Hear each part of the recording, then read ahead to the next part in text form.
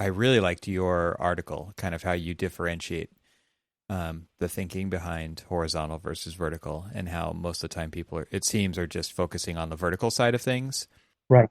and how you really talked about where the architect's value in, at least right now, is in firms as they exist today, is very much focused on the horizontal. So those things are not in alignment at all, right?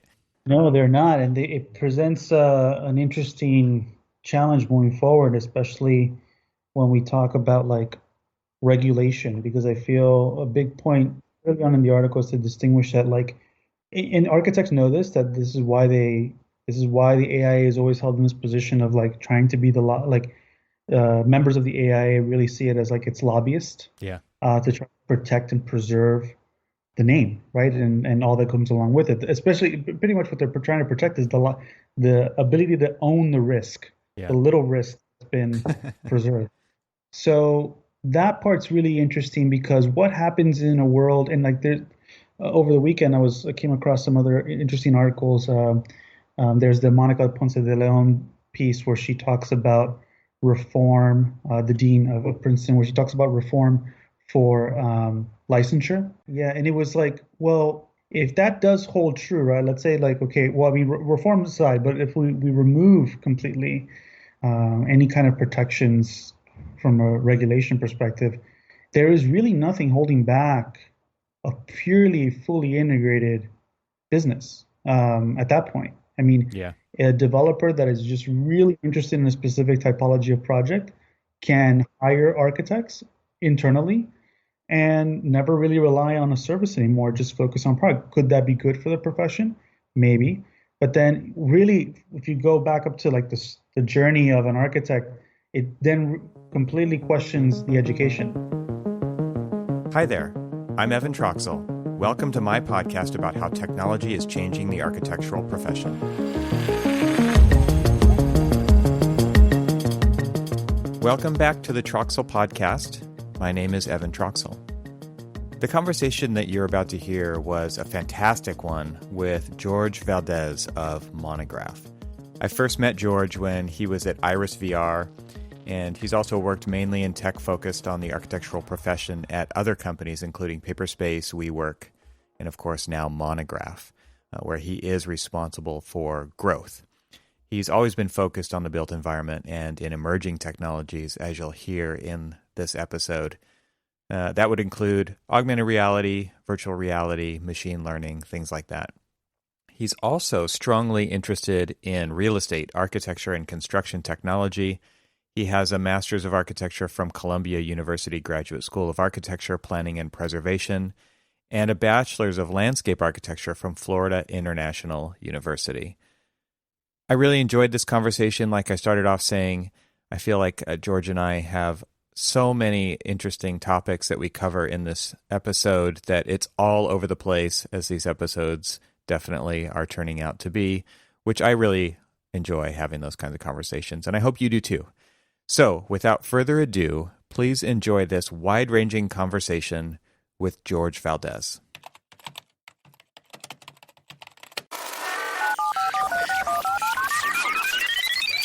George Valdes, welcome to the show. It's great to have you and talk to you once again. Yeah, great to be. I feel like we've connected many times over the years in various places. You've kind of jumped all over the place, and you know, it's very much like the bleeding edge of architecture, it seems. Yeah, no, I think it's the bleeding edge is a great way to put it.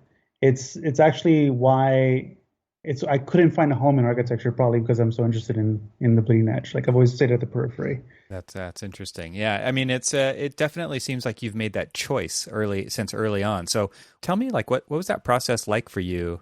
I mean, you were in school, you went to landscape architecture, you got a master's in architecture, and then what?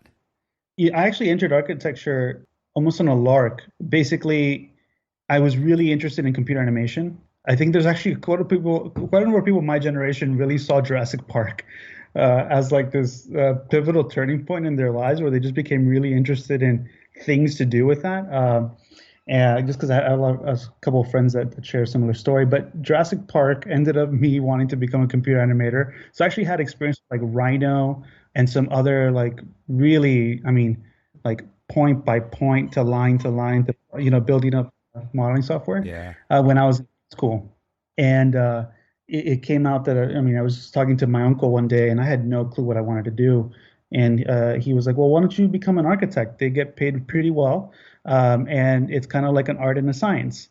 And it kind of is Charles both worlds. And I was like, huh, that's interesting. And so at that point, I didn't really have any aspirations about like going out of state or anything. So I applied to FIU, was able to get in and kind of started on the course to be an architect. At the end of the second year, you have to reapply because it's a state school. They have to let in other people from different community college programs enter. So I reapplied, but I phoned in my portfolio Hmm. and it was so shitty. It was so bad. And I got denied from the architecture program. That was like probably the first real kind of point of failure for me in Rejection. general. Yeah. Yeah, the real like real rejection because I loved what I was doing and to think that like, wow, what am I gonna do? And Mm. fortunately, there were new professors that entered the landscape program.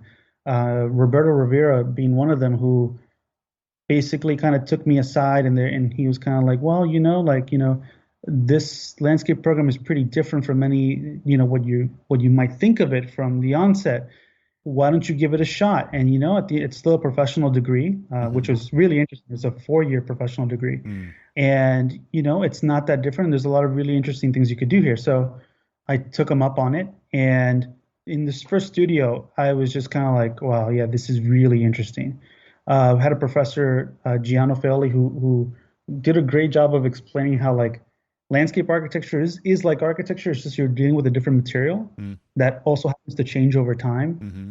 and potentially could die. Like there's this kind of like other poetic aspect to landscape architecture, which was so Yeah, fascinating. it's a very living element, right? So very different than architecture. Yeah.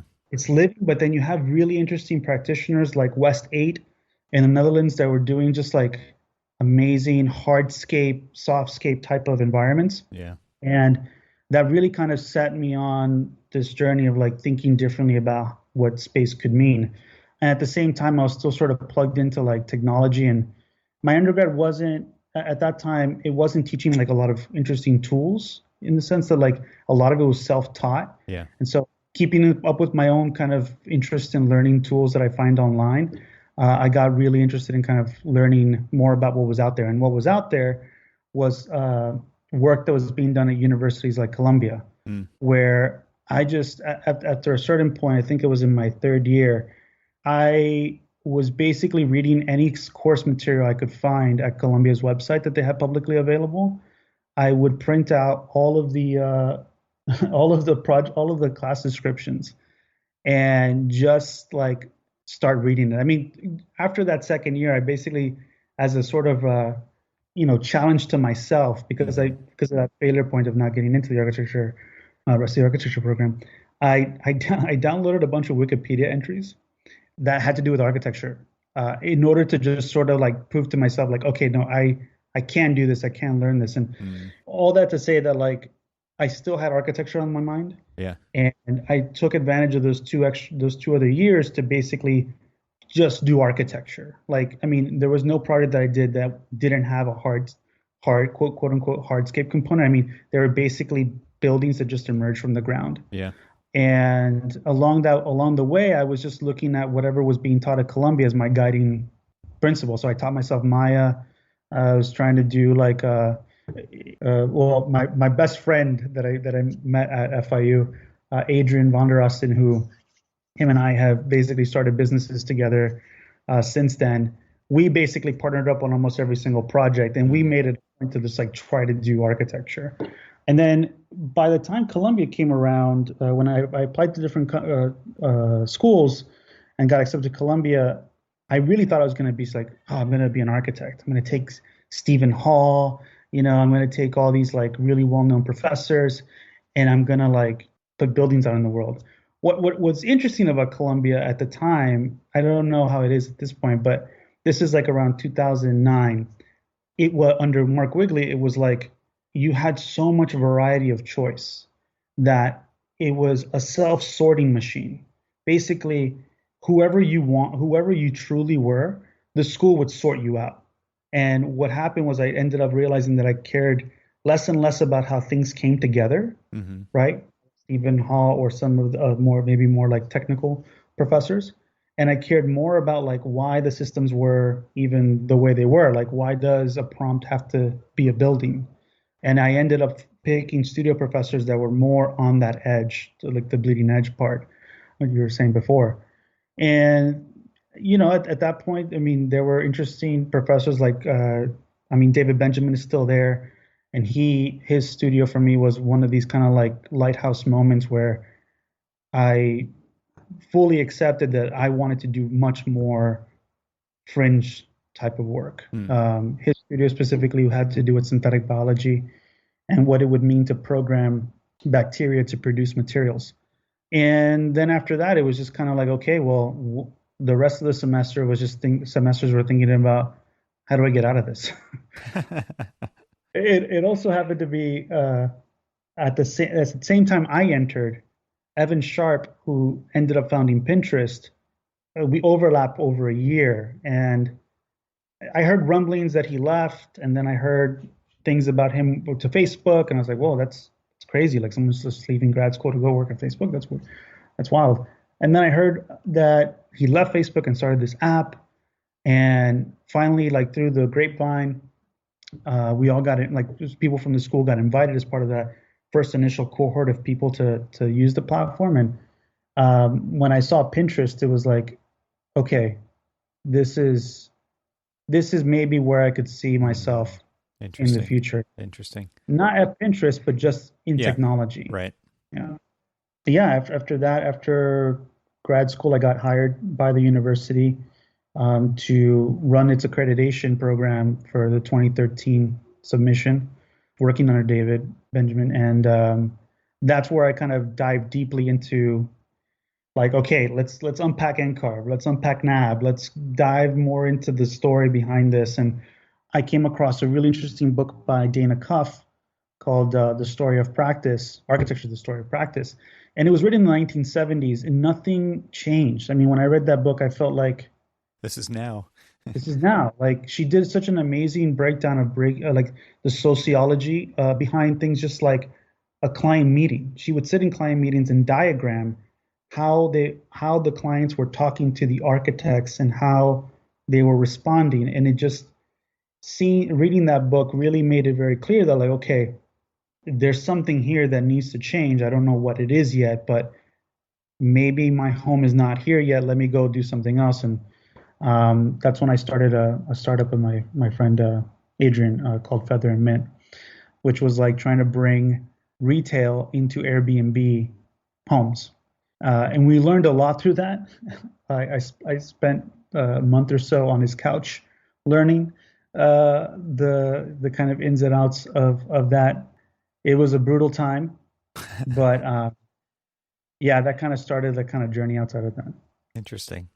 And so then where does, I think you were, the first time we met, you were at Iris VR.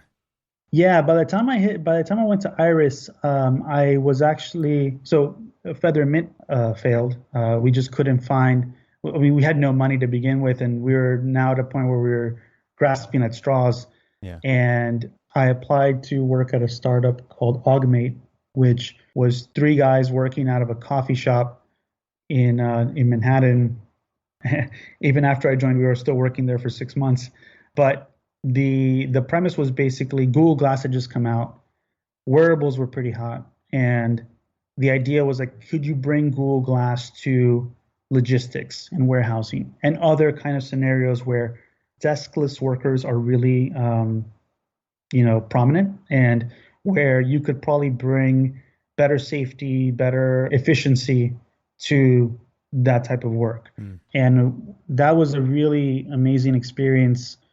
We were able to raise funding around 2.8 million from UPS, Siemens Venture Group, Simon Property Group, all these kind of interesting strategic VCs. And yeah, I mean, I ended up like going to an animal farm, like looking at how we could apply Google Glass to help cattle ranchers identify whether a cow was sick or not. Wow. Pig farm, which was also its own kind of like crazy experience. And yeah, but at that point, it was one of those things where like you're so on the bleeding edge that like there's no market for it, or like the market really hasn't caught up yet, Yeah. right? To Yeah. be able to like actually make that into a successful thing. And there were all sorts of other issues that just made sense for me to go. And by that time, I had met Shane, the CEO and co-founder of Iris VR, and I remember at a WeWork, he showed me a demo of Iris, and I was just sort of blown away. It was like Hmm. one click to VR. Like this is huge. And yeah, and then I kind of pitched myself to him and I think at that time he was looking for somebody to help with business development and product. And I joined, I think I forgot what year it was, 2014, 2015. So yeah, that's when you and I met. That sounds about right. Yeah. And then since then, you've gone to Paperspace, and is there somebody between Paperspace and Monograph? Yeah, there was a moment where I was kind of trying to figure Oh, out what I WeWork. was going Yeah. to. Yeah, yeah. Well, yeah, WeWork but even between like around the same time as Paperspace, I was also trying to fill in experience on more in the sales and marketing side by consulting in it. Yeah. And so I was doing that at the same time as I was working with Paperspace, which I mean, fortunately, I've been able to find and be connected to a lot of entrepreneurs who come from architecture. And Paperspace is a great example of like two founders that Mm. I think they've met before, but they're from the University of Michigan, studied architecture, and they were first trying to solve what was it, rendering, like just like rendering workflows and Yeah. just like VMs for Revit. Right. And then they realized there's a bigger opportunity here with machine learning and GPUs. And so I think they're still doing amazing work on that front. But around that time, I connected again with Dave Fano. Hmm. We met at a summer camp because my wife works at WeWork. She was working there at the time still, and he kind of had, it's like, hey, I've been thinking about you, because he knew about the work I was doing at Iris. It's like, hey, I'd like for you to, we should talk about joining WeWork to do sales centers Mm. where we can bring in VR and try to basically help pre-sell locations before they're open. Because sometimes when you go to a new market or you go even in the same city, people don't really intuit what a WeWork is going to look and feel like. So we Right. could maybe use VR for that. And that was a really amazing ride, working at WeWork, working on the kind of projects I got to work on. Yeah, I got to travel the world pretty much, just trying to find really. It was wild because I was put in a position where it was pretty much like, hey, we want to open up these showrooms in new markets. Go. Yeah. New And markets, go. I was like, okay, great. So, Wow. Better plan that out. but it was amazing because the people there, and I think anytime you come across anybody that talks about WeWork, it's Yeah. like the people is what they underscore, Right. and the kind of infrastructure of support that you had internally. Hmm.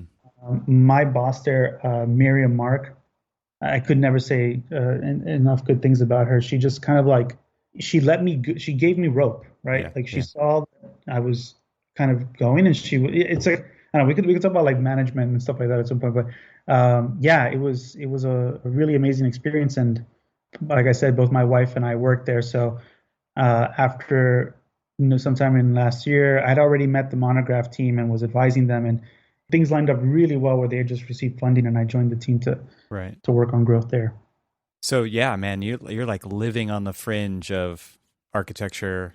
Not so much landscape architecture maybe anymore, but it Yeah. sounds like, yeah, fringe of architecture. And now, like, specifically how to get work done, or how to plan and strategize. And it seems to me like a lot of the work that you're doing around growth at Monograph, and the writing that you've been doing online, and even going, talking through that section of history that you had at Columbia running the accreditation and unpacking NAB and NCARB. It seems like a lot of this stuff is kind of coming full circle, right? Because it seems like that's when you really started to understand how interwoven all this stuff is: accreditation, education, the profession, how to run a business, and then all of these other kind of emerging technologies that are potentially expanding the business or taking it in different directions. So I'm wondering, like, do you really feel like that's kind of where all that started? And now where do you, it seems like there's been a lot of threads recently on Twitter specifically, and with the Yeah. writing that you're doing, and that we're reading, that people are publishing, that are starting to really think about the value chain, the vertical, the horizontal, all of these different things. So is that kind of where it all started? I mean, I could even pinpoint it to like a couple points where like GSAP Columbia, the one of the professor, well, the professor at the time for professional practice is, I think he's still teaching it, Paul Siegel, and his class was amazing because I mean I don't know if you've ever seen the book, but it's like the book that's like since I think the 80s or something. It's like a little red book that talks. It's just like professional practice, Yep. and he wrote it. And so what was fascinating I about had his that class, book. Yeah. yeah, Yeah. yeah. In my course. And what was fascinating about his class is that he's just like, I love him. He's just like a straight shooter, but he was probably the most radical Mm. professor in the sense that he kept on wondering why did the even the architects that he's teaching there, right, or the students that he's teaching, he kept on putting the question of like, why are we doing it this way? Why is this Mm. being done this way? Like when people were asking in the class, I think about like development, right? He's like, yeah, like he's like back in my day, like we would like architects would be developers, like Yeah. that Yeah. was very commonplace, and Mm. now for some reason that's not the case anymore. Aversion of risk. Yeah. Yeah, well, and I mean, there's a lot of points That's there part where of I it. think Yeah. that's part of it for sure. But it kind of like his kind of questioning really sort of as an earworm in my head about like, yeah, like there's this like why does it need to be this way? And one thing of benefit about going to tech is that yeah, it has this all its attendant problems in Yeah. some regards about the naivety that it brings to some problem issues, but the other part is that it's pretty refreshing. It's Yeah. like you're in an environment where it's always like anything is possible. And so I would say that's where it definitely kind of started. And the evolution so far has been me kind of recircling different aspects of practice through different lenses, whether it's Iris be more about representation and the problem of like why do we charge clients for us to better present a project to them? It's Mm. like I don't pay anybody in my life to then tell me what it is they're going to give me. Like Right. it's like a weird thing where representation has its own problems, and then with Paperspace it was about just like workflows in the cloud, like how firms and actually sort of preempting the whole COVID and remote work situation. It's like one of the biggest expenses in firms is like hardware, but the cloud is going to make it and is making it such where you can run incredibly intensive operations out there and lower the cost of operating a business. So there's this like line of sight where it's like about how do you create what I at one point was trying to call like the lean firm, which is just being able to run a more efficient practice with better tools that are Yeah. available Right. out there. Modern tools. Yeah.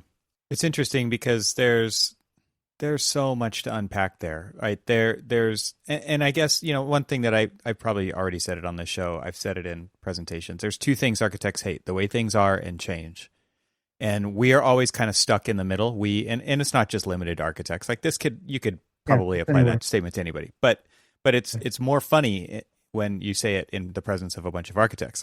So, they don't, they're never happy with how things are, but they also don't want to step outside of that comfort zone or take that next step. And you do have this kind of unending waterfall of new technology and possibility, right? Of with that naivety brings to the conversation, which is kind of refreshing, right? Like you're a new father, right? So you haven't hit this stage in childhood development that the only question that gets asked is why. But Mm, that's going to yeah, happen to you, right? And that's what you were kind of referring to when you're talking about that pro practice course is why do we do it this way? I mean, you're going to get that from your daughter, and it's going to be like because of this, and then she's going to say why, and then you're going to say, well, that's because of this, and well, why, right? And you could never stop asking why until you kind of put the hammer down and say because that's the way it is, right? And but that final answer is what we hear all the time in architecture because that's how we've always done it. yeah, And that to me, and you hear that all the time, that's the most dangerous statement that you could hear in a firm. but it's constant. It's constantly the way it is because we're driven and incentivized by the current state, which is, some gross profit number on a project or some schedule or some deadline or some client or whatever it is. And you don't often have the levity to think outside of, or you don't have the incentive to even to think outside and to think beyond or to think sideways from where you are now. Yeah, and I completely agree. It's like it's also found in other industries for sure, which is kind of interesting when you parallel it with other industries like medicine or like law firms, right? Because these are kind of the professional practices that people compare things to. Mm-hmm. Where like one of my other experiences while I was at Paperspace and consulting was like even doing things like helping a friend implement like a legal software into his practice. And what was more interesting was that modern software was having a huge impact on his firm for sure within the implementation of that tool. But it also underscored like generationally, he was just like, it was sort of different, right? Like I'd say that he's part of like a 30, 35 year cohort of practicing his own law firm, created his own law firm, right? Entrepreneurial, and immediately questioned how can we do this to be more efficient? Yeah. I think in architecture, it's interesting insofar as like you have the normal like what is it like the supply chain, let's say, of like new recruits that enter firms. Yeah. And you have the two routes. One is where like you aspire to start your own thing Yeah. at some point. Yeah. And the other one is like you try to work up the ladder of a firm. So in both routes, they're not really questioning how to run things more effectively. Like technology is always in the service of design, not necessarily operations. Mm-hmm. Whereas like in the law firm, technology is only in service of operations. So they kind of already have that sort of mindset from the beginning. Interesting. Yeah. And so I don't know. I think there's like interesting parallels when you look at other industries, but also this question of why firms, or rather people in firms, are resistant to change. In some way, I want to say you can trace it back to like the AIA Code of Ethics, of like all the way back to like 1919. And in some ways, it's even closer. It's like things that happened in the 70s when it came to like legal cases where basically it made it so that architects could get sued. There's just like this thread of things that happen to the industry. Cause and effect. Yeah. Yeah, that cause and effect to create a culture in which like to underscore the point on like how business is so little of a focus in the industry. Marketing, right? And I think this has been, I don't know if it was talked in your podcast before, but I mean, I know it's like been brought up recently in some of the threads we've talked about, but like marketing wasn't really okayed. Yeah, that was a Twitter thread. Yeah, and I was blown away by your code of ethics citation on that. Yeah, in the 1919 Code of Ethics, if you look it up, it says somewhere that like marketing is a ungentlemanly, not timely, but like ungentlemanly behavior, right? Wow. And so what happened? You had a bunch of architects that like saw that, and yeah, they couldn't really publish adverts in newspapers, but they figured out other ways to market. And what you have since then basically is a sort of tried and true model for how architects should do things. Yeah. And even after I think in the 1980s, they basically said it was okay to start marketing or something like that. But like, you have a whole generation of people that went to school and like really were told like, this is not what you should do. And so leadership in firms, it just gets passed down. It's like storytelling. Yeah, totally. And then we believe it. Everybody believes it, and they don't question why do we do it like this? Because again, they're kind of got blinders on and nose to the grindstone, and they don't think back to how did it get this way, and is this the path we choose to be on, or is it right? Is it fate? Is it just fate? Is this something that's been prescribed by the elders, and we just don't even question it? I mean, I think that there's some really interesting stuff there, and so what you're saying is like this is prolific throughout the entire profession in so many ways that we don't even consider, let alone the tools that we use to get the job done, right? It's way beyond that. Yeah. And I mean, this also just goes to like, partly it has to do with culture, partly it has to do with education. And then the other side of it too is just like, there are forces that are external to the industry that are going to force the hand of the industry. Yeah. It's going to force the industry. And if the industry continues to rely on the same assumptions that it's operating on currently and for the past number of years, the slightest change in regulation will Yeah. completely Yep. upend all those assumptions.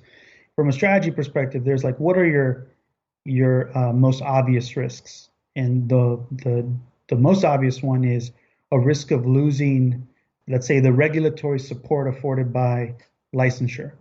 Funny story from my past is studying for AREs, right? Studying to get my license in California, and overhearing a conversation by somebody who sat on the NCAR board, and it doesn't matter who, and this could have just been their personal opinion or whatever. I'm sure it's not like a widely shared opinion, but maybe it is, and that would be kind of scary. But is that when you say the smallest regulatory change could upend the entire profession, all the business models that we currently operate under, it would be that, because it was basically stated that, the question is, if a doctor or a lawyer or anybody else who is a professional didn't have to use an architect, would they? And the answer was obviously no. It's red tape to them. They're not hiring you to get drawings. They're hiring someone to get a building, whatever that building is, whether they think it's well designed or not. It's what they wanted, right? They're going to buy what they want. And it was like, well, thank God we still have that requirement where you need an architect's stamp. And I'm just thinking those days are numbered, right? Because if that were to change, it just talks about everything that you just said, which is everything changes big time. Yeah, and we've already been seeing that kind of be whittled away slowly over time. So there was an amazing diagram, and every so often I try to search for it and I come up short. But I remember coming across a diagram that showed basically the regulatory landscape across every state in the U.S. and what you could build without the need for a stamp. Yeah. And I think if I remember, I mean, at Florida, I remember that it was like, I think up to 2 stories. Right. You could design something and not need an architect to stamp. And so if you take that and you see how like it's being encroached upon, like by, even changes now with COVID, where like I think because of COVID, as a sort of a direct result, Governor DeSantis in Florida made it so that you don't need a license anymore to practice landscape architecture. So remove that as a requirement in order to open up commerce, right? Or open up the market for more citizens to be able to do that. And I think interior designers were able to lobby to protect that, but I think they were sort of on the hook for that. But any of these things that are sort of that, yeah. And I think someone in a recent conversation was arguing, well, the license is really to protect people, and that is true. But what happens a lot of times, and there's like a theory called regulatory capture, would suggest that the people that are regulated find ways in which to control the conversation of regulation. And so they accrue all the benefits of regulation. This is why companies like Facebook, Google, like, they're always going to tell you, yeah, we're in favor of regulation. We want to be in the room when it happens. They want to design right? it, of course. Yeah. Yeah. And we'll design. And so intentionally so that it's harder for new entrants to emerge. Yeah. So if that is the case, which is, I mean, the benefits for the public is true, but there's already such a regulatory environment that exists around suing people. I mean, this is like the U.S. in particular has a legal environment that's more susceptible to being sued. You would think that would sort of play itself out in a way where maybe to another point, like it's not even that the architect would be, they just go for the structural engineer. Like they would figure out other pieces that actually carry that load of risk more concretely, or at least more innately. Like, I mean, I don't think anybody, when people think about architects in general, they think about an expensive designer. They don't necessarily see the part of like, well, an architect is supposed to prevent you from dying, which I think would be, I feel like that would be the stronger marketing position. Right. It's like, yeah, we're like a doctor. We prevent death. We encourage safety. We not so much about what typically happens, which is more about like, yeah, we design really cool spaces. Well, I mean, it starts to speak to some of those links that you sent over about potential conversation points, talking about, aggregation theory from Ben Thompson and talking about how, like you're saying, like if one thing really changes, everything changes. It does seem like there's a potential for a huge domino effect because of a lot of the new entrants into the AEC space that are they're going after vertical markets. You have another whole kind of idea around the horizontality of how architects operate. So, I mean, where does that go from here? What are you seeing that's happening to where the landscape of architecture is fundamentally, potentially changing? I think the verticalization is really interesting. So what you're seeing is a lot of new startups that have emerged that are tackling a very specific typology Mm-hmm. and just trying to productize it. Right. So, we work to some extent was doing is doing that. And there are some new ones like one called Apartment, which has just been written about. There's also other startups that are focused on ADUs. There's a lot of them actually. It's like the first step for anybody trying to join a startup is out of architecture is probably to join an ADU company. Right. But there's and they're just like really focused on a very tight problem. What's sort of interesting, and maybe less in the case of cover because of that regulatory environment where it's likely that they can put one of their ADUs on your property without needing the sign off of an architect. Yeah. In the other case of like apartment where you're talking about high rises, there's just all these kind of new entrants that are trying to claim that they're fully vertically integrated. And the only thing really preventing that from happening is the fact that like on a state by state basis, they have to hire an AOR. Mm-hmm. That is pretty much like any of these co-working companies similar to WeWork, like that's part of the playbook is like, if you're going to go into a new market, you have to find an AORs to partner up with, Yeah. or at least one that can sign off in multiple states. So the purely vertically integrated model isn't really there Mm-hmm. Because of after that. you get because of that. Yeah. So where I see the opportunity in some degree is like, well, from the architect's perspective, yeah, that looks really interesting to jump into, Mm-hmm. right? Like at least those architects that are trying to be entrepreneur and move into to use like their more accessible talents into to do something. But there's very little conversation around the horizontal opportunities within the industry itself, or rather like let's say the value chain of how buildings get put together, which means that like architects are just one modular Mm-hmm. component of that value chain, right? Right. You have your engineers, your contractors, and whatnot. But some of the things that I get more excited about is when people are trying to just remove the hassle out of vertical, like out of things that every architecture firm faces, Mm-hmm. which is why like, Monograph is compelling to me because of that. Mm-hmm. Like the idea is that over time, all the back office stuff that architects don't want to think about, we can take over Yeah. and we can just like automate and make it seamless for you and provide kind of insights on that. Yep. But there's other interesting startups that are doing that, like Upcodes, Mm-hmm. right? Upcodes was a gnarly problem within the industry, which is like, well, somewhat solved, but half solved by an Others. incumbent, Others. Yeah. uh, yeah, by others. But they came in and they saw like the opportunity was in actually improving the experience to actually make it easier to use and more accessible and like just reducing that friction. Yeah. On the flip side, because they're approaching it from also a kind of tech mentality first as well, they make it accessible as an API, or they can at least like Yeah. start to make it accessible to a point where a machine, where for those that might not be aware, like API is being just a way for a machine to talk to another machine. Yeah. When you can start to do that, then you can layer on new things on top of that. Like there could be a startup that emerges that's just built entirely on top of upcodes. Yep. And so that those kind of opportunities, or where I think is like really, really interesting. Whereas like trying to cut across the entire industry to focus on specific Yeah. typologies, the leap to learn, how to, first do that, but it's also capital intensive and all this other stuff. Like I just think those resources could be better spent on thinking about what are the things that firms, that the industry does every single day, the kind of problems that are unstructured, where I mean, and by that I mean like data that just lives like in really gnarly, unformatted ways that Mm-hmm. could be made structured, and machine readable. Right. That is where like, yeah, I think that's where like there's so much more opportunity to help tackle what people constantly talk about, which is like the lack of productivity in the construction industry or the built environment in general. Yeah, it's interesting. I talked to Scott once about when he came in to do a demo of Upcodes, and I thought the potential was huge for a multitude of reasons. There's obviously the main kind of selling point that they're making, which is, focus on better things to do rather than this stuff.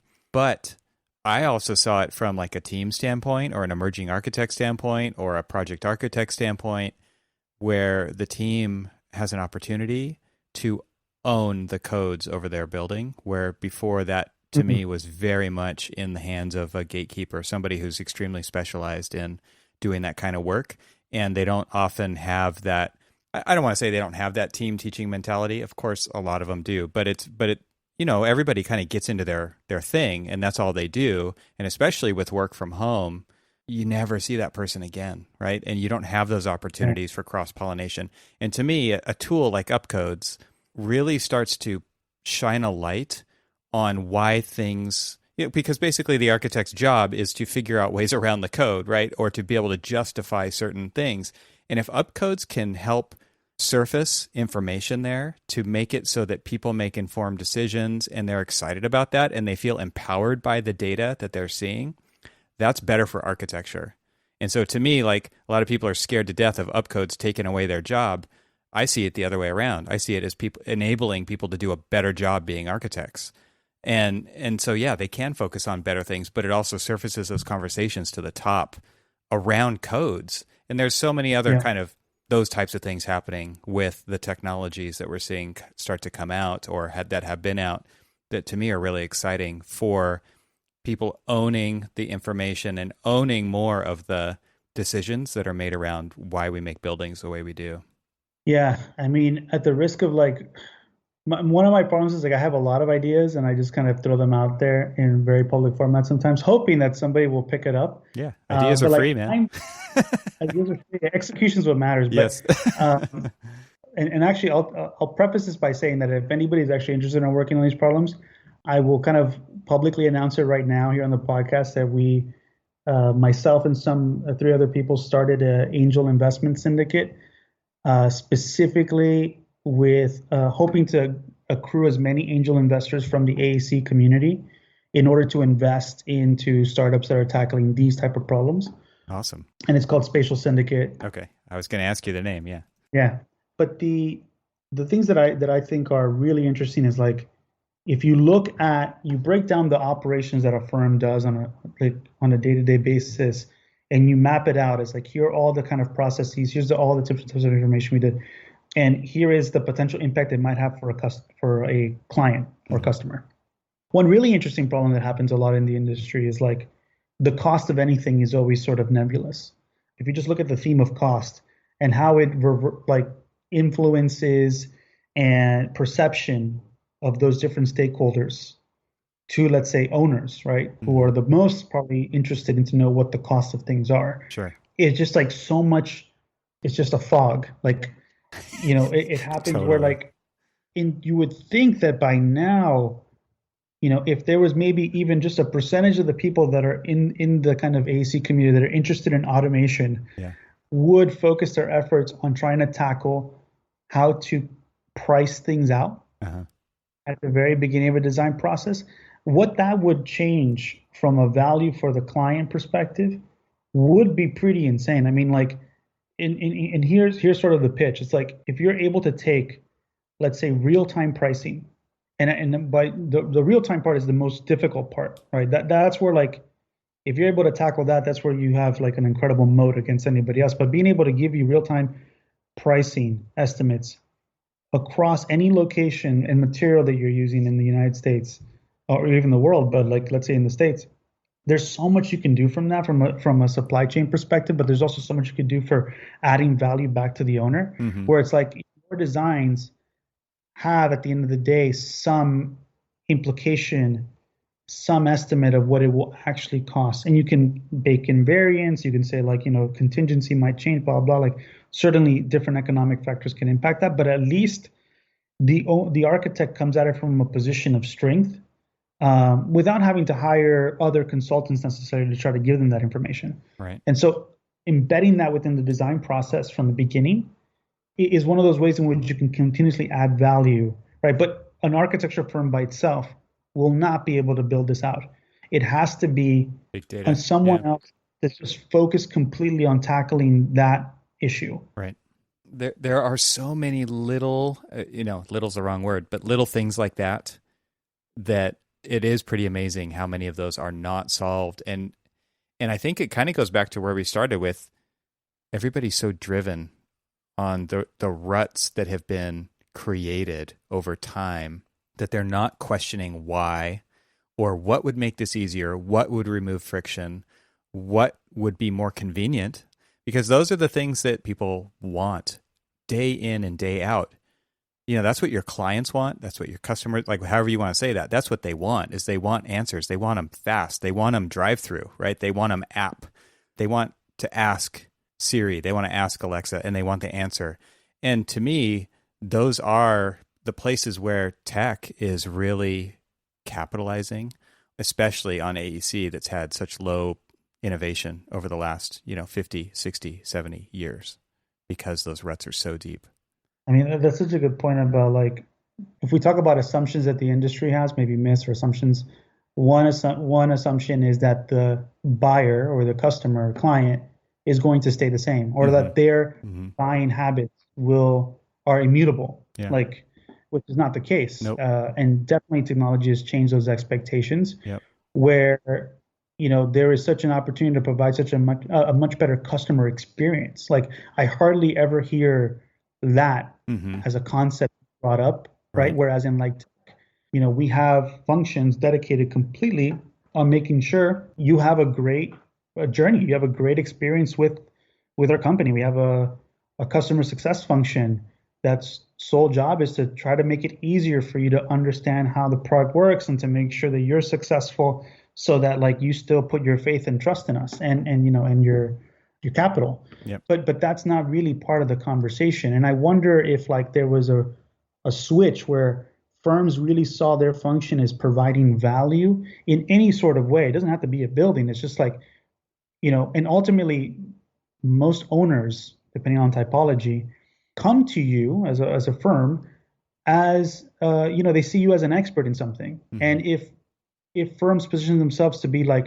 not just about providing a great customer experience, but also managing people's risk, which is another kind of part of this whole conversation, that like essentially what these owners are also asking of architects is to manage their risks.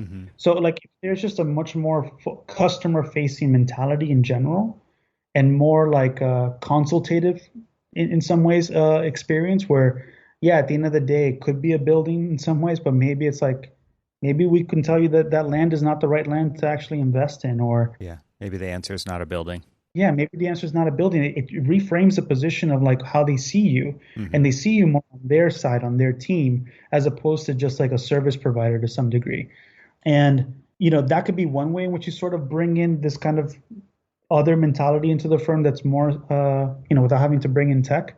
But yeah, I mean, I think that's a huge opportunity for firms. It's just like, what if you just started with like, what's the journey of your client all the way from the beginning? Like, let's say it's a residential property.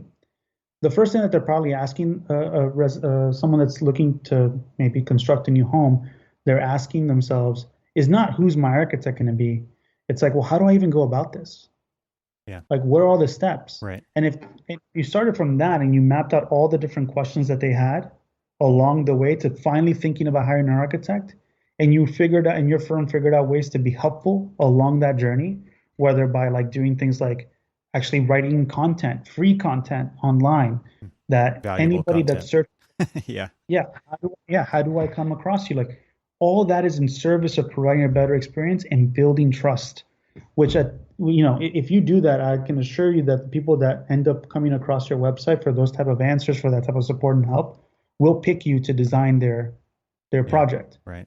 But yeah, I mean, this line of questioning, the kind of marketing and like how to be it's like one that I'm also really have put a lot of thought around.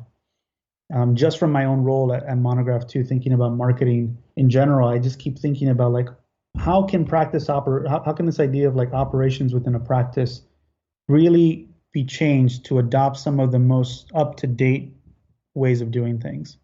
Yeah, I mean there's so much potential there, right? There's so much potential there. I feel like one of the interesting things that you guys are doing, and we talked with previous people on this show about similar offerings, like they're focusing on building tools for lots of architects rather than focusing on one firm's way of doing things. So I'm wondering like what do you see as the potential there? Because to me, like going back, earlier in this conversation and talking about architectural education, professional practice, licensure, and the future landscape of what this profession may or may not offer is kind of a big question mark. And all of that stuff would have to be retooled to prepare people to practice in that future version of this. I mean, we talk about education, always preparing people to operate the way we used to do it anyway, because it's obviously there's lots of cutting edge coursework and stuff out there, but for the most part, like the practice stuff is all based on how we either do things now or how we've done things, but not how we're going to be doing things. So Yeah. the tool makers out there, like you guys, I mean, how do you view that, and why are you choosing to do what you're doing? Because I think that there's like a huge satisfaction in building tools. I love the whole idea of in the firm I work for building tools, but I also love the idea of building tools so that the profession gets better. I mean, do you guys think about that or talk about that? Yeah, I mean, architects are our champions. We're trying to enable them to be better at what they do. And right now, Monograph is really a tool for a lot of smaller firms.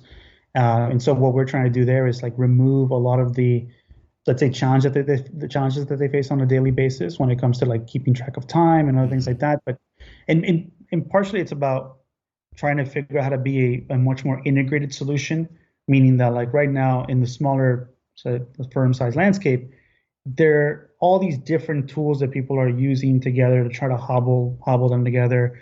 We actually just recently changed the website to say no more spreadsheets because we realized that like spreadsheets are actually the thing that we're fighting against.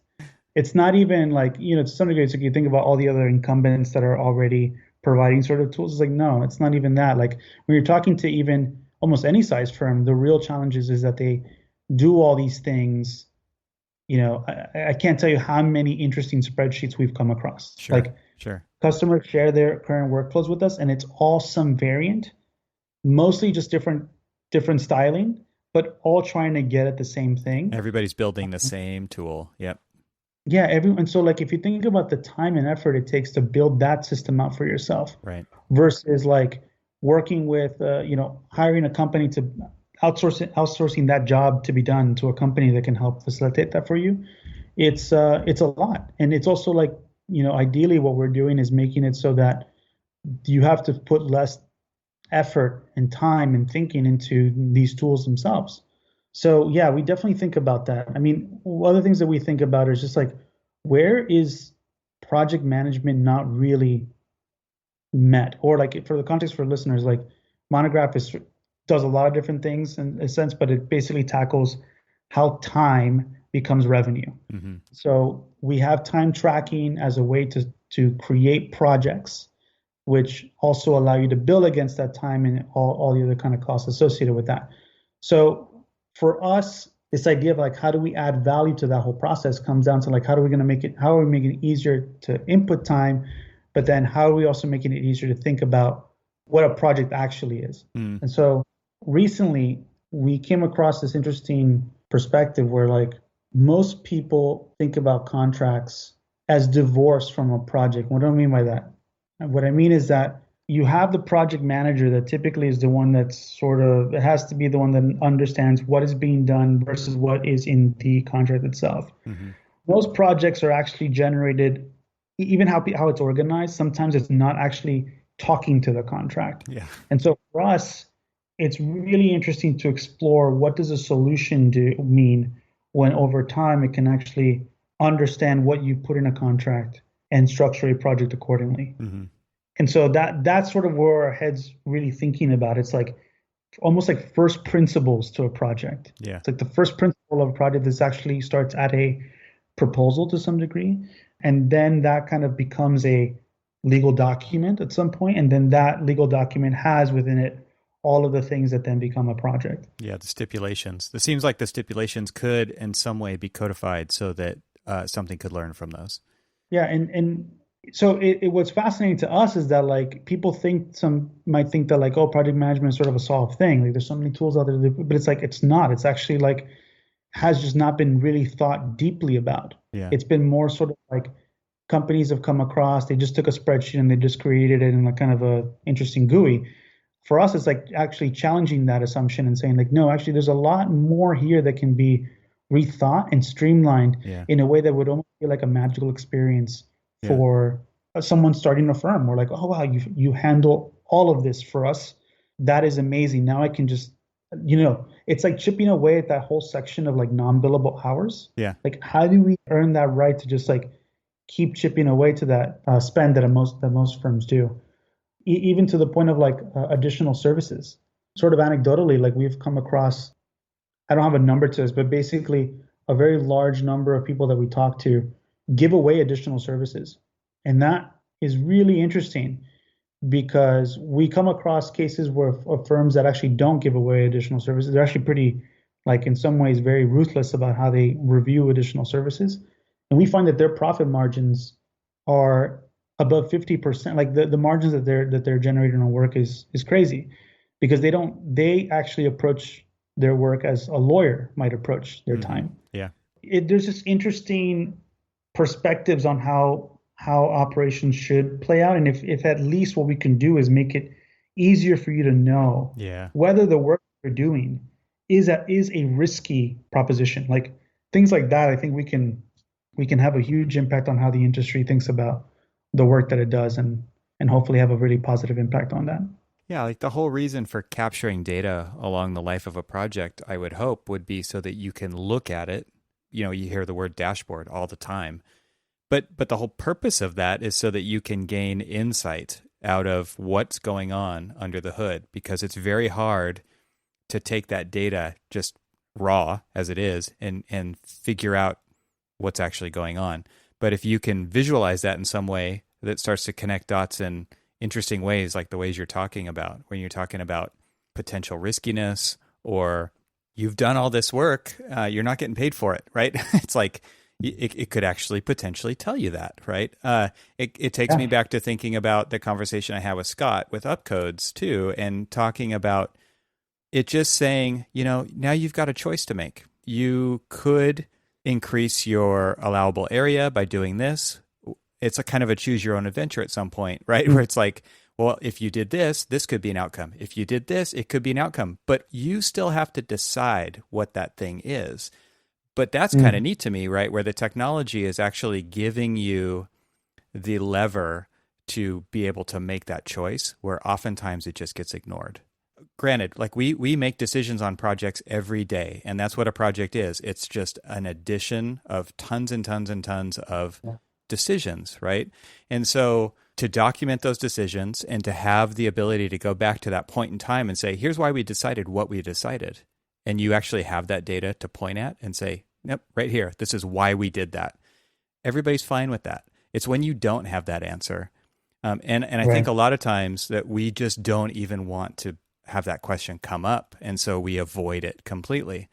And that's why people just continue to, quote unquote, that's the way we've always done it, is because it's the tried and true best practice standard. But a lot of times that's not insight in there, right? It's just, we're just doing it the way we did last time because that's the most expedient thing to do right now. I think that that's where Yeah. the huge potential of a lot of this technology is to unearth those potentials.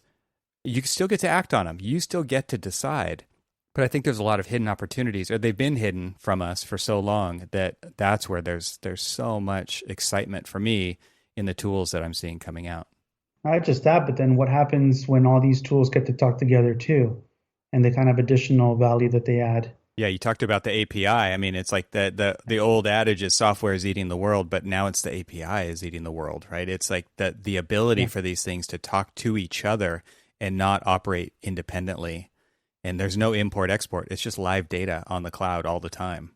Yeah, I mean, I could see where like my time at WeWork was also kind of interesting that I got to see how the sausage is made across the entire sort of pipeline of a project Hmm. and how data is carried throughout that. And what was most interesting at the time was like looking at how data that started at the beginning of like even let's say trying to find a space or acquire a property, how that data basically sort of died in a silo as opposed to like Oh, what totally. would happen is that like the marketing team would come and say like, hey, where can we find information about this location so we can use it to market, Right. right? Right. But then that was like buried somewhere. Right. And so what was very revealing about that experience was like, oh, like it actually makes a lot of sense. The data just sort of lives through the entire life cycle of that project. Hmm. And then what does that mean to build a business in which like everybody has that sort of visibility and everyone can play in the same tools? And so then like there's less maybe redundant work that happens, but there's also the opportunity for better collaboration because then, as an example, development teams and marketers, when they're going after an RFQ or an RFP, they might try to line up what that project is going to look like, who are the people involved, and what happens. They have to like ping a project manager Right. to find out, hey, what are you working They on? don't have What's your access schedule? to that data. Yeah. They don't have access, right? Right. Whereas like in a tool like Monograph, like if you have your marketing team on there, they know what everyone's working on. Yeah. They know they can break and they can help construct a little bit what that team might look like in advance, Yeah. and then come to somebody and say like, hey, what does this look like to you? At least, and that's the kind of start of like rethinking how people can collaborate together to remove those barriers and inefficiencies that exist because it's almost like an unnecessary silo. And so one of the things that like we're big on at Monograph now talking about is this idea of practice operations, primarily because we think that like, I mean, we've seen it in other types of businesses, the more vertically integrated ones, where you have people at a functional level that are actually interested in how the entire equation of the business operates. And so they're looking to see how can you put, let's say, resources and initiatives to pull levers Hmm. across that life cycle. Hmm. So in a firm, it's like your business development team is focused on bringing projects in. So number of projects would be a metric that you would look at. How many of those turn into contracts would be another metric, all the way down to like how many of those get delivered at the end Hmm. of the day, right? Get a fully turned over project. Somebody in a practice operations type role would be looking at like what are all the initiatives that we can do to have a major impact on one of those levers. So like if someone in the team focused on how to like empower business development, and I'll explain why it has to be cross-functional, but someone figured out how to add resources to figure out those problems on the business operations side, business development side, then that would have a huge impact on like deal flow Right. for the firm. Right. If someone figured out how to maybe like the whole contract process that we have is just really inefficient, maybe we should spend like a month redesigning our how we actually deliver contracts to our clients and or parse or like rewrite them so that they're easier to understand or something to design a better contract that would then increase the number of contracts that close or increase how long it takes for those contracts to close. Hmm. All of that, if you map it out in the equation of your firm, would have a huge net effect on the back end, right? Yeah. So for every dollar you're spending on a business development person or a marketer, you're seeing like that, these levers just like have an exponential impact. So to some degree, we feel at Monograph that we have to be the voice of that, and I just can't write enough Yeah. content to Right. like. Well, that to me is the huge kind of that's what's so attractive about tool building is that tools are leverage, right? They enable you to do something that you can't do without it, or maybe a better way or a more modern, streamlined, data rich way to do it. And to me, like that's empowering people to do their best work. And if it can surprise and delight them and be enjoyable to use, even like that's huge. That's even better. And so I think that's something that I'm really impressed with the work that you guys are doing, with the work that I've seen lately, is the way that you've been able to come up with visual layers on top of real data and real leverage underneath the hood, so that I could just imagine like somebody who works in spreadsheets all day, like you said, it's a no more spreadsheets, or Outlook all day long. They would look at a tool like what you guys have. And I think this goes for a lot of modern tools in the architectural profession, where they're trying to get away from complexity and they're trying to go towards simplicity, and they're trying to democratize that to a certain level, right? So that more people have access to it, like you said, because then the more eyeballs that are on it, the more we understand the whole business and how my lever affects something downstream. You get to see that happen. I think that's what's so appealing about this stuff is and attractive, because it is one of those things where you can actually see the potential play out. And that is incredibly, I mean, it's valuable for the firm, but it's really remarkable and kind of satisfying. There's a lot of satisfaction, I think, for the tool builders out there as well, because you are helping people do better work, which is adding value to the planet we live on, right? I mean, like you can think about a really big picture, because we are having an impact, right? Yeah, there's a point there that you made where the kind of issue of like, providing that data and all that, there's still a cultural component that we have no control over to some degree, even as a tool maker, right? We can provide that data, but then we also, at least in Monograph, have policies, right, that allow firms to toggle who gets to see what. Yeah. And to some degree, that's an area where we want to empower people to be able to map it to what they want. And over time, what we hope is that through education, through case studies, through other examples, we can sort of pull people to see like the value in actually opening up their business to everyone that's part of it. And one of the interesting things that we worked too was that for the almost anybody that wanted it had access to all the data driving the business decisions in the company, whether it was on Tableau or Looker. You had access to be able to like see revenue for on the office space side. You could see like how different buildings were performing on a granular basis. So if you're a designer, you can see like, oh, that project that I designed back in X February, that opened up in February, how is that doing? That level of transparency across the organization removes the barrier of asking questions, removes having like, it's like you create this hive mind mentality over time. Well, empowered that they can just go and do something that's going to benefit the company, because most people, they want to do right by the community of their work, right? Of the people that they work next to. Right. So when you have scenarios where like what I would like to see basically is more firms really seeing that they're like, hey, maybe like we should just let people understand what the project cost looks like. Let people understand.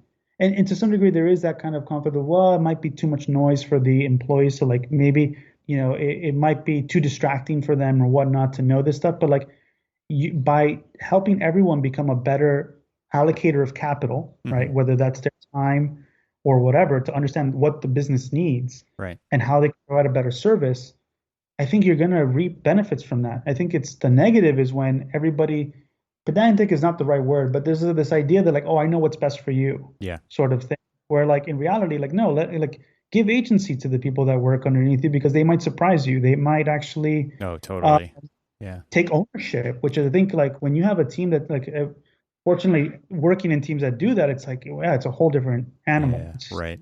Yeah, it's really refreshing to see that happen. And I think you're right. Like when you start to open that data up so that other people can see and make better decisions based on it for the betterment of, we're all in this together, rather than we're not, because you're not, I mean, if we're talking about a firm, a medium, small, or a large firm, you're not talking about a crew of independent contractors.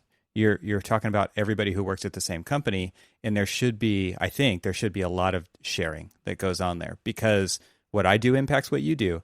And ultimately, at the end of the day, we are all in this together, and so we should treat it like that. I think that our profession comes from a long history of very introverted kind of thinking in that way. And I don't mean that like in the true sense of the word, but I mean like it's very inward looking. It's not like looking at it from the big picture, and it's not looking at it from a enabling, it's looking at it from a protecting point of view, right? So I think that is something that our profession has to deal with in a much more proactive way. And I think tools like the ones that you guys have, like you said, like if you can actually work toward turning those switches off, or maybe by default they're off and you have to make a decision to turn them on to limit visibility, then at least people have to struggle with making that decision. I hope they Yeah. struggle with making that Yeah. decision. We're going through something similar to that right now. And there's some people who are seriously risk averse and they want to shut everything down. And then you got the other side of, well, why are we doing this in the first place then? Why are we doing this at all then if we're just going to shut it all down so that nobody can see it? What's the point, right? And I think Yeah. like it becomes, at least it becomes a conversation that you have out loud and you decide those things together. And ultimately somebody's got to be the decider. But it is one of those important conversations to have and continue to have as we move forward and adopt these new tools that give us the potential to expose that kind of stuff. Yeah, even this idea of like, ultimately for most firms, their real resource is the talent that they have on their team. Mm-hmm. And if a point of differentiation between why someone should stay at your firm versus go somewhere else, right? And because that would be a conservative position to say, oh, well, I mean, it's a pretty conservative position to say, I want people to stay on my, can continue to work here. It's a very sort of risk averse position. Yeah. You don't want people leaving. And the reason why you don't want them leaving is because actually when you drill into the data, it's expensive. Yeah. Like Right. it takes a lot of money to find a talented individual Right. that is going to take about 6 months to on-ramp at your company to Yep. really internalize how it works. And if you approach it from the mindset of like, well, what can I do to keep this person here because of that cost, Right. then things start to slowly turn over and they start to flip and you say, actually, one of my real near-term risks is that people decide to leave for X number of reasons. And if I don't focus on like how to create a culture that can keep people here Mm-hmm. and make it feel like they are living they're being their most like productive, but also like aspirationally, they feel like they're Yeah. doing the work here that they couldn't do anywhere else. Living their best life. Yep. Live their best life. That has a real impact. I mean, I think Sure. like you just see it, and I say this because like it's such a big conversation in technology where like on the supply side of talent, it's pretty constrained. Like it's actually at least on the engineering side, less so, and because of COVID, things have changed around there. But even then, like talent, like retaining talent is a huge conversation. How Yeah. do you keep people, motivated and feeling like they're doing the best life? Because I think it was a recent podcast with Dave Fano, since he's doing like his new startup focused on basically this kind of conversation. Oh, yeah. Yeah.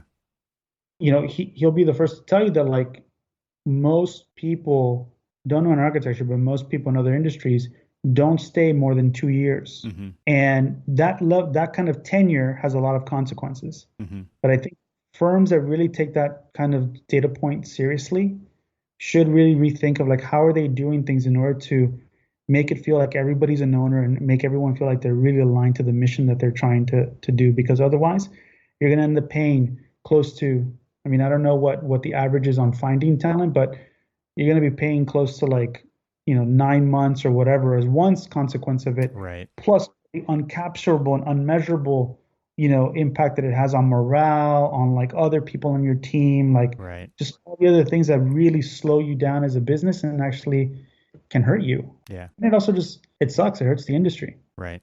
Right. That's an interesting point. I think there's a lot more to say there, but I feel like we should start wrapping up here. So I want to pivot this conversation to my 3 questions that I ask my guests to kind of tie everything together. I think it's one of my favorite parts of the show because I get to learn something about you personally. So the first question is personal hack, something that you do. What do you do? It could be anything. It could be physical. It could be digital. It could be tech. It could be analog. It could be just, it's something that you do to help yourself perform better. What do you got for us? On the performance side, it's like the one thing that comes to mind instinct, just like from my gut, is to say that I'm a avid consumer of content. And I don't know if that's actually a good thing or a bad thing. I think it's played out positively, but I subscribe to a lot of YouTube channels. Mm-hmm. I listen to a lot of podcasts. My mind not working on something, it's almost like a fish that stops moving. After a while, I get antsy. So how do you escape that? Or do you ever escape that? Is it just a constant thing? Or do you ever intentionally try to escape that, I guess I should ask? I do. I mean, I do try to be present, or more so, I try to be present. And definitely at home, I think it's a constant battle Yeah. to try to be present in that front. But I am cognizant that it's like it has its benefits to me, which is sort of like the affirming part. It's almost like survivorship bias. It's like, oh, but it's worked. It's actually helped me, to survive. But I know that it's not necessarily super sustainable. Yeah. That said, like, I do enjoy the moments in which I'm not, where I am much more present, and like just like going out in nature, like with my family and stuff, is really, I would say those are the moments in which I can more fully just like breathe in natural air and like Yeah. not so plugged in. Achieve some balance there, maybe. Yeah, yeah.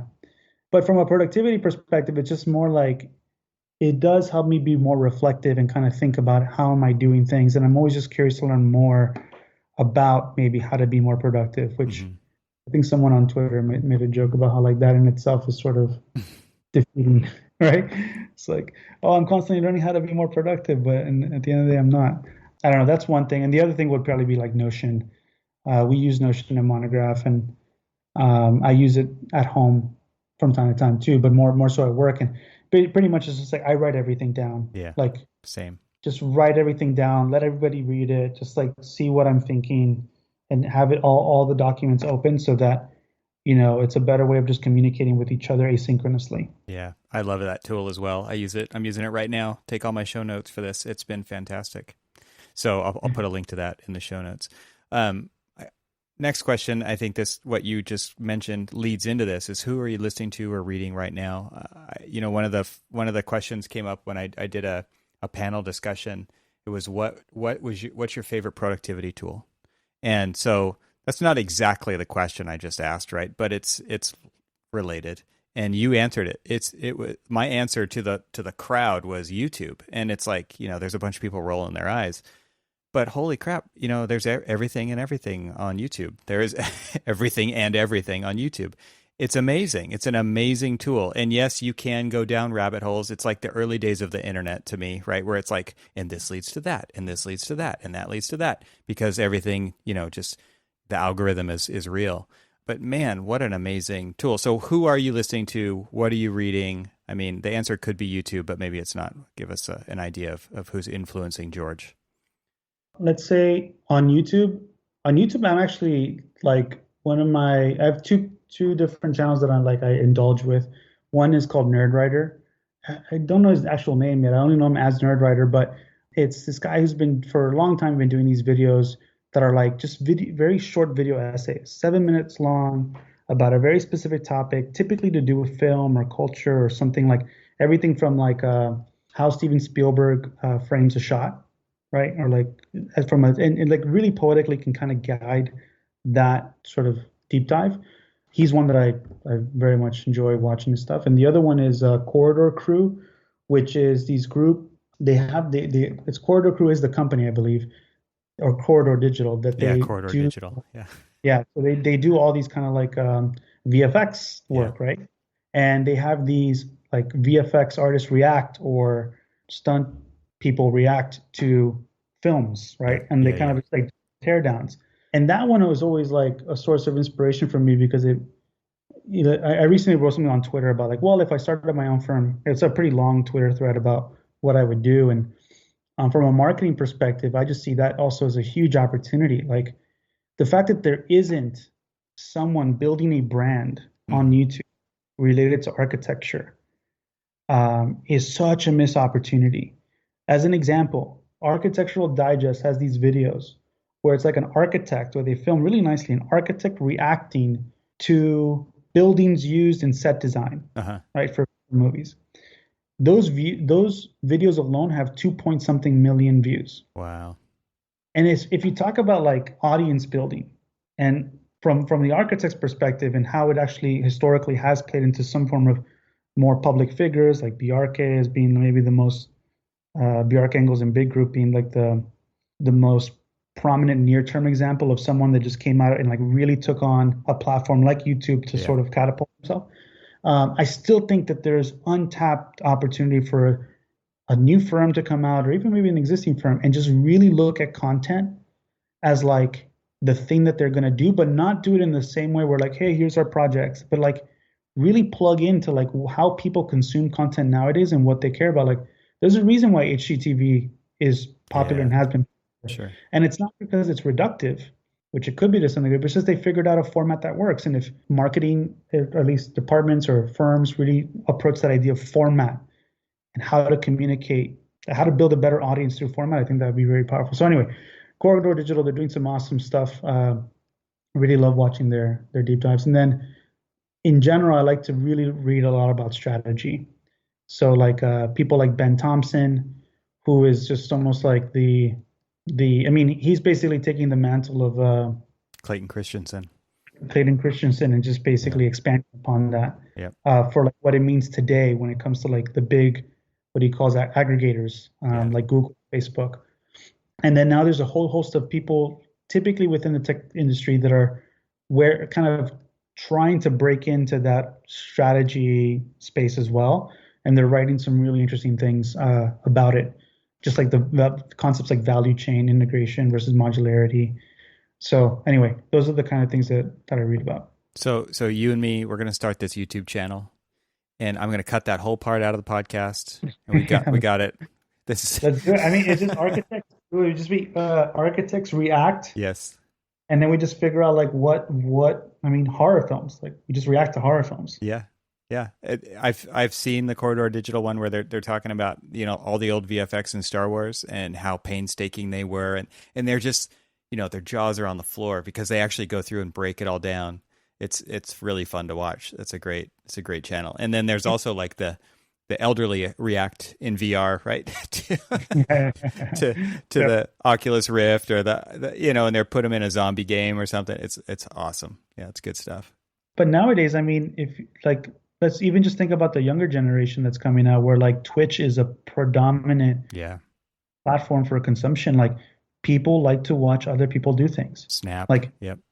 It could TikTok. Be you and I could just like design a summer home for somebody, and like all we would be doing is recording ourselves. Just live stream it. Yep. Just live stream it, and just like, well, here, what do you think about this? Oh, well, I think about this, and like making a model, just like live stream yourself making a model. Yeah. And like people will put that on just for therapeutic purposes. Yes. Well, that's like my other podcast, Archispeak. I've had lots of people write in over the years to us and talk about how they're retired. They sit alone at a drafting table overlooking a lake somewhere because they're rich, retired architects, right? Living the dream.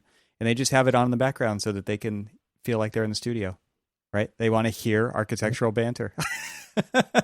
So you could literally just record architectural banter, put it out there as a show, and someone will listen to it. I mean, it is pretty incredible.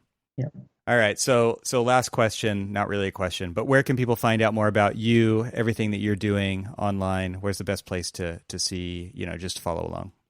Probably my Twitter would be the best. So it's at George Valdes. And that's probably where I'm like just brain dumping mostly. I agree. Other than that, I'd be remiss if I'd say sign up. If I didn't say you should sign up for Monograph and try it out. You have to. You're contractually obligated to say that. No, but it's because I really do believe like we are really trying to tackle a hard problem.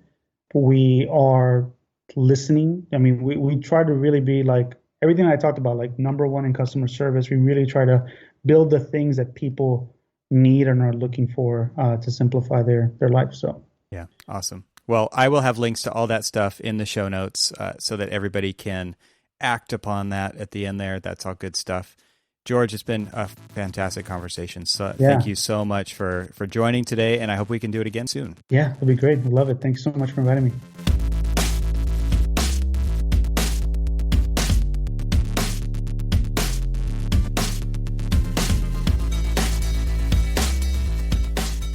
Thanks for hanging out with us today. This show is part of the Gable Media Podcast Network. You can see all the shows at gablemedia.com. That's GABLMEDIA.com. You can help support what I'm doing here by leaving a 5-star review on Apple Podcasts to help get the word out, and of course, share it with your friends. I'd love to hear from you, so leave a comment on the website at trxl.co/podcast, where you can find every episode. You can also follow me on Twitter and Instagram and YouTube. Just search for eTroxel. Talk to you soon.